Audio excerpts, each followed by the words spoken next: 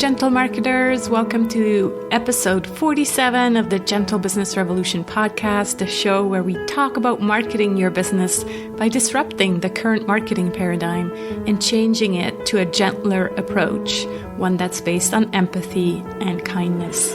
As always, I'm Leisa Peterson. I'm the host on this show, and you know that you're in the right place if you are a heart-centered entrepreneur or change maker who is looking for a better way to market your business. Or you are an entrepreneur who's simply tired and sick of the traditional marketing model and are ready for a paradigm shift. Finally, you might also be what I call a marketing impact pioneer, someone who's working for an organization who does business for good. Today's solo episode falls under the P of pricing, and who says pricing also says money. If you don't know what I'm talking about, I structure this podcast and the conversations around the 7 Ps of the gentle marketing mandala, and pricing is one of those Ps. So seeing my one-page gentle marketing plan with the 7 email prompts might help you understand better what we're talking about here. You can get that at sarahsanacroce.com/one page, the number 1 page. So yes, we are talking about money today, and my guest is no other than my own money coach, whom I worked with last year. So let me tell you a bit more about Leisa. Leisa Peterson is on a mission to help 1 million people elevate their financial consciousness by realizing their true value and creating financial security for themselves. As a money coach, business consultant, and spiritual teacher, Leisa hosts the Mindful Millionaire podcast, as well as virtual workshops and life-transforming retreats. Her masterful blend of sound financial strategy and mindfulness training helps people break free of patterns of lack, scarcity, and money fears, allowing them to finally lead the rewarding, fulfilling, and abundant lives they most desire. On today's episode, we talk about her new book, The Mindful Millionaire. We also discuss the Millionaire Paradox, more about that in today's show.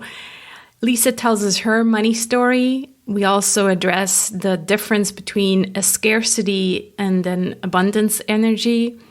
And then at the end, we talk about this new age of millionaires. This is the first part of a 2-part episode, so make sure to be subscribed to the show in your favorite podcast app so you get notified this Sunday when the second part goes live. So without further ado, let's do this.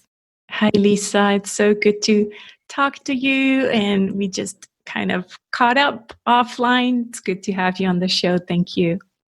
Thank you, Sarah. I was thinking about how cool this is because this is how we actually met. The first time was through a podcast conversation. That's so true. Yeah, exactly. So, Leisa, I have you on the Gentle Business Revolution podcast. And as you know, because you helped me or you were present in this whole process with the 7 Ps, remember? And so one of the Ps is about pricing. And so that's kind of where this conversation, I thought it would be a good fit, even though we're not going to talk about pricing, but it's also the P that has to do with money. And, you know, who says money story and healing and all of that. And I think that's where it was a good fit for this podcast. And I also think it'll help my listeners know that we have worked together actually, and I'm writing about that in the Gentle Marketing book. But I joined your Atlas community mastermind in late 2018, and then all of 2019, you really helped me with my money story. And, you know, it kind of started with the money story, and then it got into coaching and all kinds of deep inner work and stuff like that. And I even got to visit you in beautiful Sedona in August 2019. So yeah, needless to say that you have been a big part of my journey in a way, right? Yeah, it's been such a beautiful thing to watch because I know that you are just becoming perhaps interested in different ways of thinking about business, but in all fairness, I think we're all doing the same thing at the same time, right? And so we're like, who else is having this conversation? And that probably brought us together. Yeah, so true. Yeah, when I think back, it was your Art of Abundance Minds podcast that I was interested in and listened to, and then I connected with you, and the rest is history. But during all this time that we were working together and you were hosting your Atlas Mastermind, you were also writing, and that's why you're here today, because your book is ready. And as we're recording this, it will be already published. Sorry, as we're publishing this, so as this podcast goes live, it'll be already available on Amazon. And the book is called The Mindful Millionaire. So woohoo for that. Woohoo. Only took 5 years, but better late than never. Yeah, it's been quite the journey, right, to get there. And when you asked me if you could come on to my show to talk about the book, I told you that I admit that I hesitated, and I hesitated not because of you, but because of the book title. Because as you know about me, I don't like the word millionaire. I don't think the world needs more millionaires.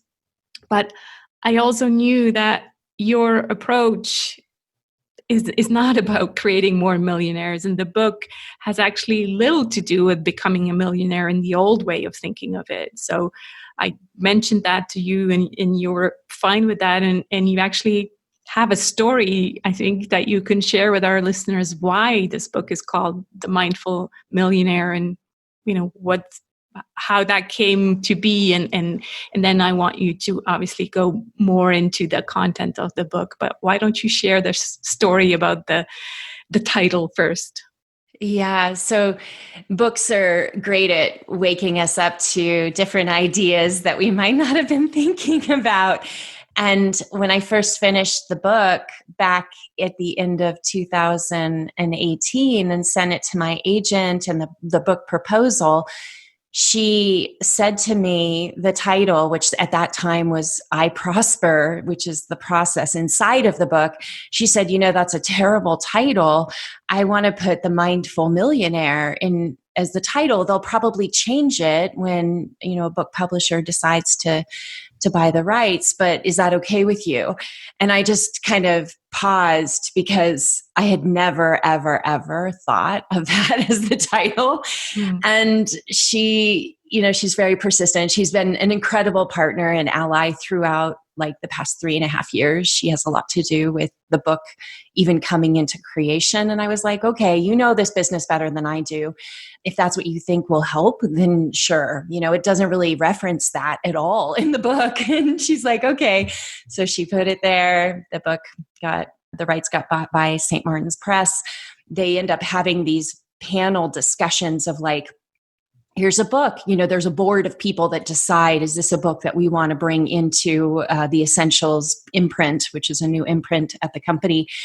And they ended up loving the title and wanting to keep the title. So when they came back to me and we had our first meeting, they were very clear that it was a beautiful title because it would get people's attention. And even a few older members of the team said that, wow, this idea of mindfulness and money together, I get it from the title. We're excited. So then I had to go back and figure out how to bring this theme into the book. And thankfully, my editor was right on the same page with me. And we both agreed that while if you become a millionaire, someone who has a net worth of $1 million or more, that means you're a millionaire. But we both agreed too that that's all it means, that to become a mindful millionaire does not require you to have $1 million, but to feel like $1 million. And that this idea that you are the creator of the life you want to live, and whether you decide to set your sights on, saving $1 million, fantastic. I'll talk about that in the book, about things you can do or things you can think about or the habits that millionaires apply to their lives. But I went way beyond that with bringing this mindfulness and this spiritual journey into the discussion. And it turns out to be a bigger part of the discussion than the millionaire. Does that help? Yeah, totally. And I think I can just confirm that I haven't read the new version of the book, but I've been kind of, you shared with us as you were writing the stories that went into the book, and I can totally testify that to me, that's why I was like, what's with this title? That's not what the book is about. It is really for me about the healing of your relationship to money. And if that gets you to $1 million, great. But that's not the end goal, right? Yeah, totally. Yeah. I mean, in the US, I will kind of say something about money and, that just gives maybe even you a different perspective. In 1950, $100,000 today was $1 million in 1950. And by 1970, $500,000 in today's money was $1 million in 1970. And so we do have some stigma about the idea of what it means to be a millionaire in this country. And I do encourage people to look outside of the belief systems that tell them that it's outside of their reach, that it's impossible. Or also, when you add your home price, in the net, like a lot of people, when you retire in this country, because we don't have great safety nets, we don't have pensions anymore for most people. You think of, let's say you have a home that's worth $400,000 and you want that to be paid off. So you're not paying a mortgage when you retire, for example. Right. And then you start thinking, well, if somebody saved in a 401k for several years, maybe they've saved up several $100,000. I mean, we're including all of it. And to live comfortably in retirement in this country, it is important that you do focus on this financial discussion. Oh, totally. And I think that's why it's so beautiful that you bring in this mindfulness, because I think especially, when I think of the US and as you know, I've lived there for 4 years, but I also have a lot of clients and contacts there. It is true that there is no safety net. And so you are the one who needs to somehow take care of yourself. I mean, there is some kind of safety net, but it's just not enough to really say, okay, I'm going to be taken care of. And so this idea of the mindfulness to actually work on, your security and how you feel. And we'll get to that in the bonus episode in the second part, that, where you work with the chakras and the meditations. So that's what really makes this book so different and your approach so different. You talk about the Millionaire Paradox. I'd like you to kind of tell us what that means to you. So paradoxes, you think something is going to be one way and it turns out to be another. And I think even this idea of $1 million, we'll just use that for an example. There is an idea for many people that if you had $1 million or, you won lottery, for example, because we have lottery in the United States, a lot of people play it. But you think, if I have $1 million, then my life is going to be easy. Everything's going to work out my way. Everything's going to be wonderful. And the paradox that I personally experienced, because I, came from nothing, decided that money would solve all my problems. Like, I made that decision for myself that took me down a certain path that I have a lot of regrets about later in life, because I sacrificed a lot of joy in life and I sacrificed relationships in pursuit of money. But what the paradox is saying is that we think it's going to be one thing, but if you have not looked inside of any potential wounding, that you may not even be totally understanding of what's going on underneath you, which was, again, my story. There was a lot of wounding and trauma underneath my desire to make money. Then what you get when you get that money is not really any different than what you had before. You're still dealing with the inner demons, and there's a strong chance that you go about even self-sabotaging or not really, using the money in a way that doesn't help the world become a better place. Let's put it that way. Mm-hmm. And we see this with like lottery winners where they get a big windfall and then it's gone and they're in deeper debt than before the lottery happened for them. Or celebrities like Johnny Depp being one of them, hundreds of millions of dollars made and then like nothing to show for it. Mm-hmm. Or even professional ball players. Like, I think that what I found is that money is a tool when we come to the other side of these sort of inner challenges that we haven't faced, and that it's a lot better if we could just look at those things now, because what I've seen in my life is when we have greater understanding of ourselves and that the past that is not been released and cleared, or understood, at least seen, then we go about creating a business or creating a life that doesn't actually bring us the happiness that we're wanting. Right.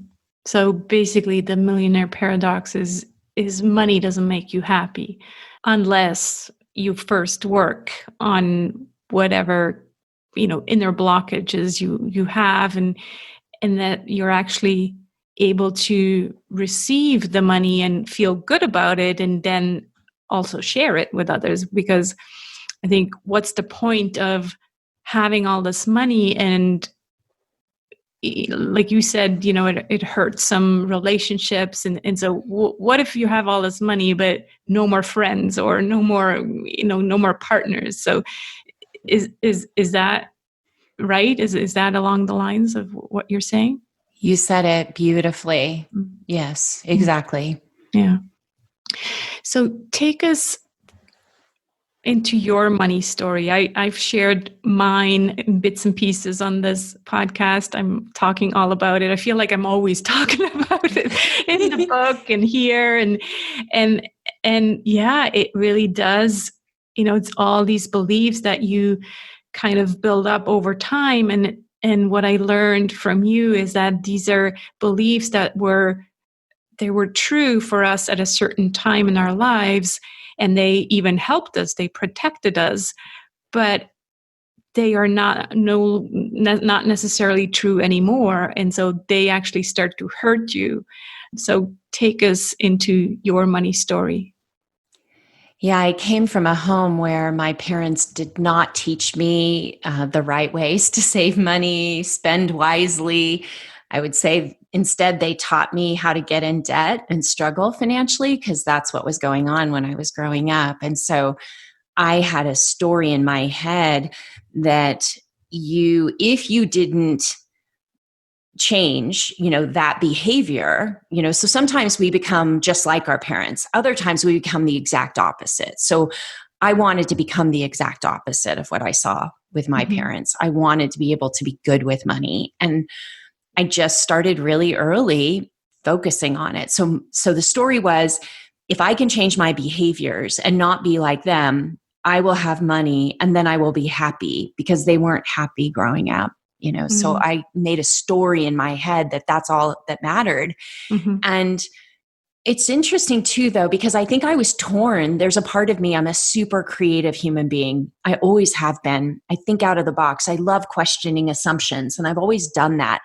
And when I went to college the first time around for undergrad, I still had a spark inside of me that said, you could still have a lot of money and be a fashion designer. So go study this creativity and design and go have fun with it. And so I did that for 4 years. And then I got out of school, and the job I got, I actually was making less than I had in college. I was making like minimum wage for a clothing designer in San Francisco as an assistant designer. And, I had to get a job cocktailing in the evenings at a really smoky bar, and it was miserable. And I thought, this life is actually harder than even what I think my parents did. Like, I don't think I'm in it. And in the course of that 1 year, I realized I needed to go back to school and actually change the direction of my career and go into finance, because I was like, well, I think financial people make money and,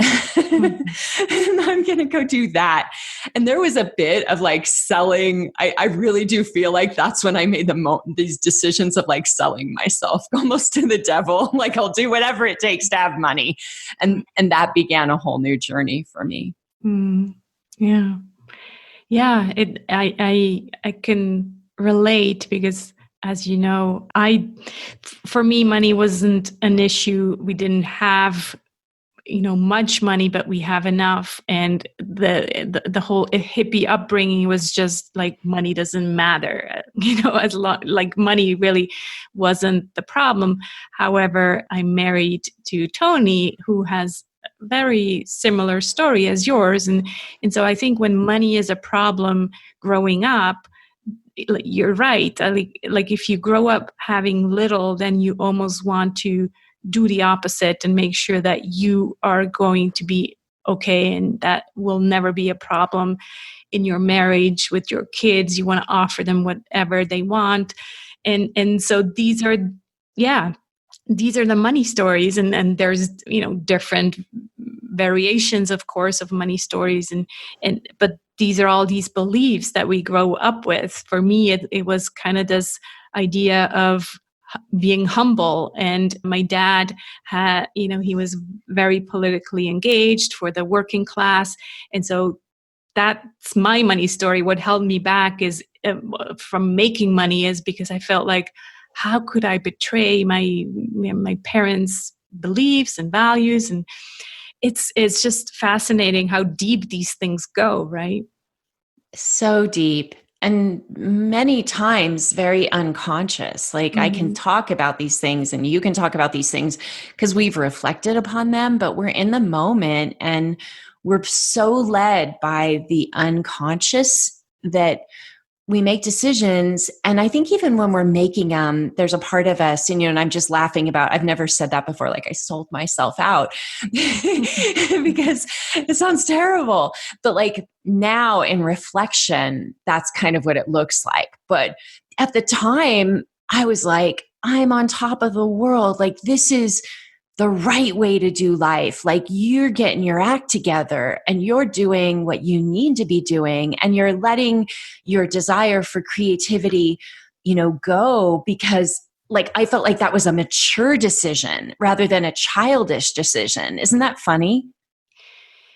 It is, but what I also talk about is the definition of success, and we're being sold a mainstream definition of success, and that has to do with money. You made it. Basically, what we're told is that you made it. You're a success if you made lots of money, if you have a house, if you have a great job, if you have a car. Those are the things that we see everywhere. It's in commercials, it's in books, it's everywhere. That's what success is.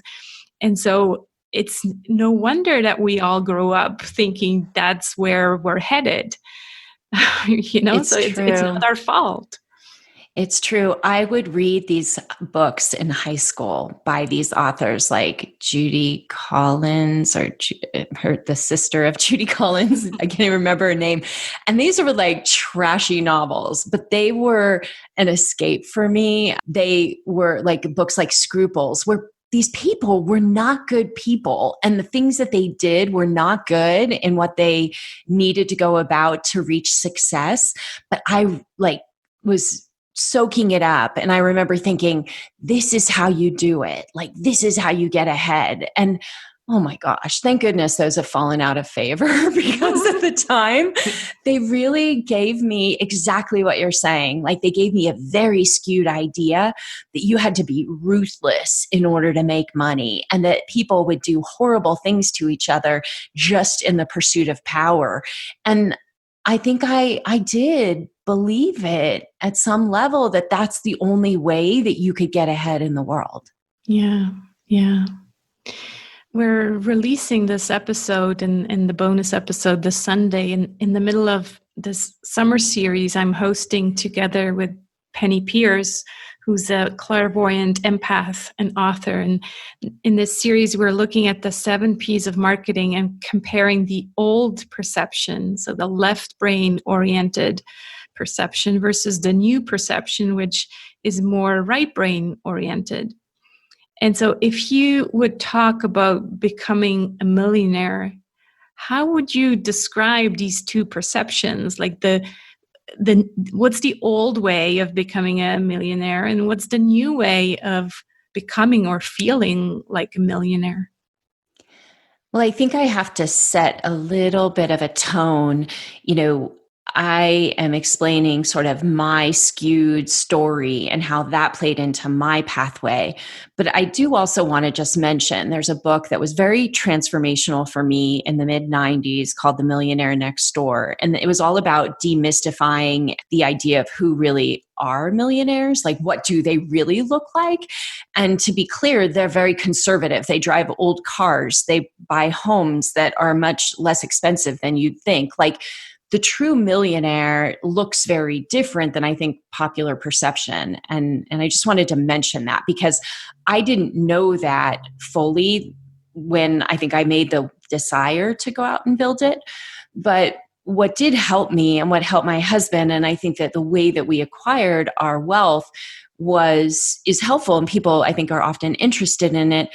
We ended up deciding, or I decided, I think in the mid 90s, I'd like to be a millionaire within the next 10 years. And I started researching, what would that look like, and learning how to save money and learning how to invest in projects and learning how to get financing, and we did it through real estate. We were able to start buying rundown real estate properties or building brand new in a time when home prices were going up pretty fast. So that was ultimately what we did to create our wealth.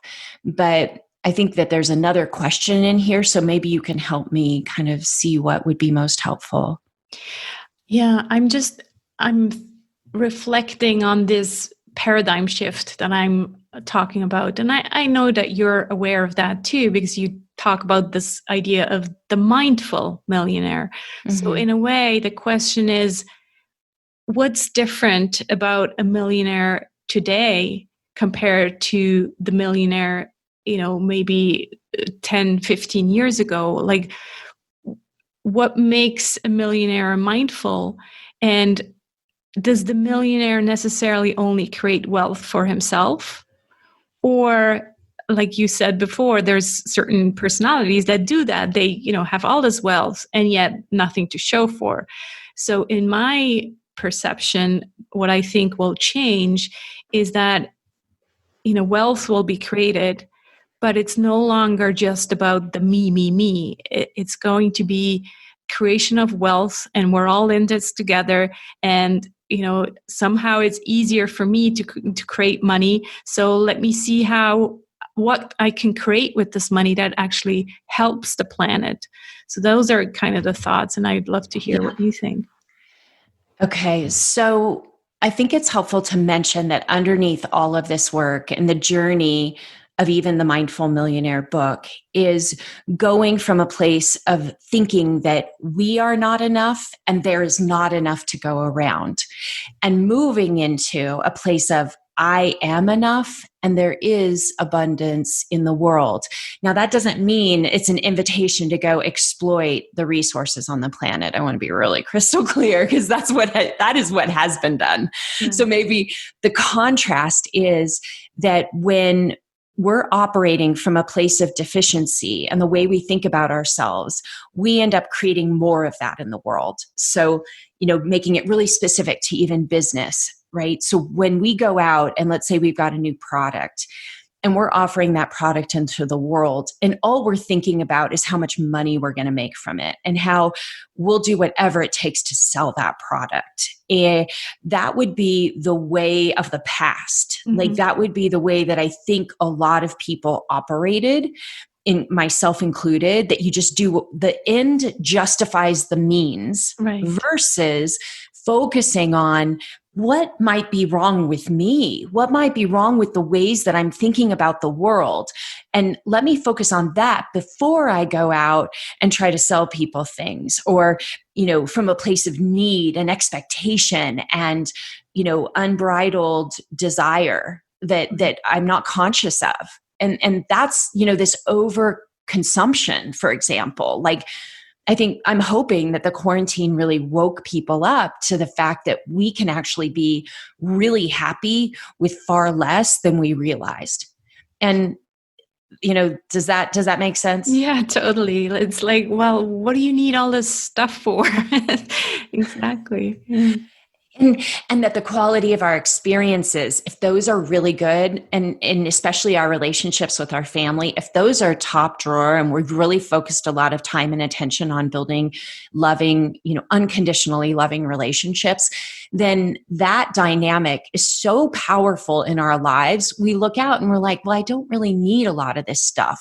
Or we even go one step further and we say, when I make that decision to buy that thing, there's this whole ripple of impact throughout the world that I need to think really deeply if this is necessary. Is this a good place for my money to go? Is this a good place for the planet? How is this thing created? Is it being created with like slave labor in Africa? Are there other ways that I can go about getting this thing if it is still important to me and there are problems with it? Like, let's become conscious of how we earn money, how we save it, where we invest it, how we spend it. Yeah. It's so true. And it makes me think also of the millennial generation.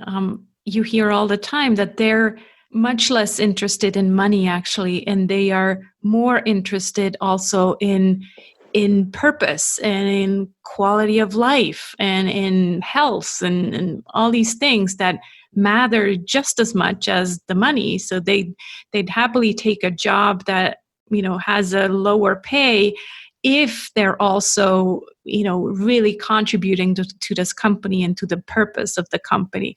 So it's a both and. Yes, of course, they still want to make good money, but it's both. So it's not just about the money. It's so beautiful that we have young people focused on that. I mean, I heard somebody that we know, Jenny, recently say that one of her kids said, when your generation is gone, we're not going to have a lot of these problems that we have in the world. Like, it's that there have been a lot of folks that thought they were doing the right thing, maybe, but in these times, there's a realization that we've been making a lot of choices that haven't been good for the planet, for our own emotional health, right? That we've not done as good of a job as we could have. Yeah, and maybe we can also say it wasn't our fault. It was, the circumstances and the stories of our parents that brought us to make the choices that we did. But like you said, I agree. It's so beautiful to see the young generation look at us and, give us these big eyes and think, what are you doing? Why are you working so hard? What's the point of it all? Yes. They will definitely become mindful millionaires.